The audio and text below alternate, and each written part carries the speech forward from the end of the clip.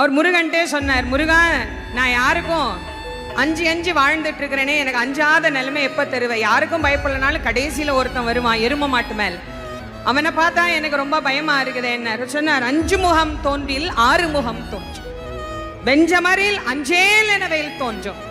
யாருக்கு நெஞ்சில் ஒரு கால் நினைக்கின் 2 காலும் தோன்றும். முருகா என்று ஓதுவார். நீ முருகான்னு ஒரு தரம் உண்மையா சொல்லு, அவன் உன் முன்னாடி வந்து நிப்பான். முருகனே வர்ற அளவுக்கு நாங்க என்னங்க அவ்வளோங்க புண்ணியம் பண்ணி இருக்கிறோம் அப்படின்னா, அதுக்காக அருணகிரிநாத சுவாமி நமக்கு சொல்றாரு, கவலையே படாத, அவனுடைய வேல் இருக்கிறது, அவனுடைய மயில் இருக்கிறது, அது உன்னை பாதுகாக்கும்.